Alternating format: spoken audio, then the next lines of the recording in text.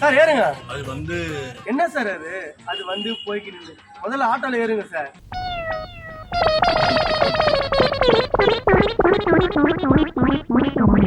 எங்க சார் போனோம்? ஒரு யூட்டனை போடு.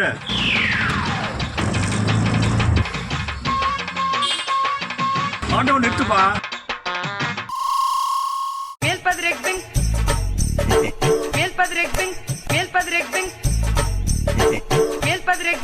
ஹலோ சார், என்ன காசு கொடுக்க போறீங்க? என்னது காசு கொடுக்கணுமா? பின்ன சொகுசா நீ ஆட்டோல ஏறி வீட்டுல வந்து இறங்கிட்டு இதெல்லாம் உங்க வீட்டு ஆட்டோவா?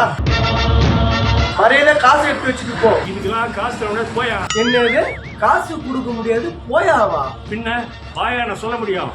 என்னால காசு கொடுக்க முடியாது. உன்னால என்ன பண்ண முடியும் பண்ணிக்க போ. நானே ரோட்ல வண்டிங்க அங்கிட்ட அங்கிட்ட போயிட்டு இருக்கு. ரோடு கிராஸ் பண்ணி எதிர் வீட்டுல இருக்க என் வீட்டுக்கு போக முடியாம சிவனே நின்றுறது என்ன?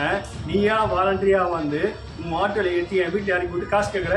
இதுக்கெல்லாம் காசு கொடுக்க முடியாது. என்னது காசு தர முடியாதா? நீ இங்கதானே இருப்ப. என்ன தெரிஞ்ச ஆட்டோ டிரைவர்ல கூட்டு என்ன பண்றேன் மட்டும் பாரு. இத பாரு, நான் யாரும் தெரியாம பேசிட்டு இருக்கேன். உன்னால என்ன பண்ண முடியும் பண்ணிக்க போ.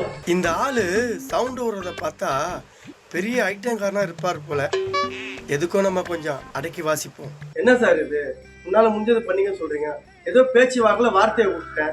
கொஞ்சம் கூட மனசாட்சியெல்லாம் நடந்துக்கிறீங்களா சார்? ஐயோ பாவம். நான் மனசாட்சியா நடந்துக்கிறேனா?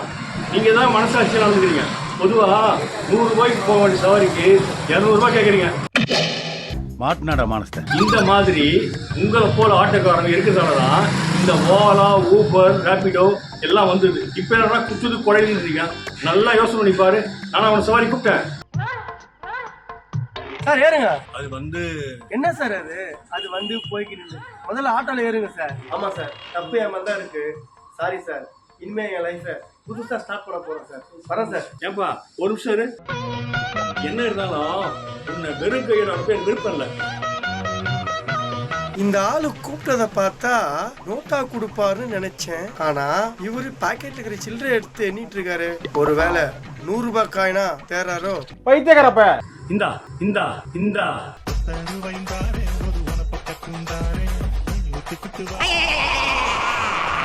என்ன சார் 1 ரூபாய் கொடுக்குறீங்க? அதுக்கு பேசாம நீங்க கொடுக்காமலே இருந்திருக்கலாமே. இந்த 1 ரூபாவை சாதாரண நினைச்சிடாத. இந்த 1 ரூபாய் வச்சுதான் சூப்பர் ஸ்டார் ரஜினிகாந்த் சிவாஜி படத்துல தன்னோட லைஃபை ரீஸ்டார்ட் பண்ணி பெரிய பணக்காரன் ஆனாரு.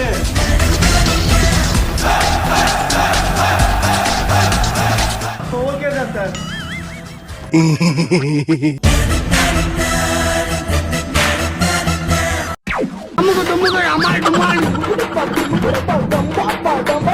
அமுக டுமுகள் அமால்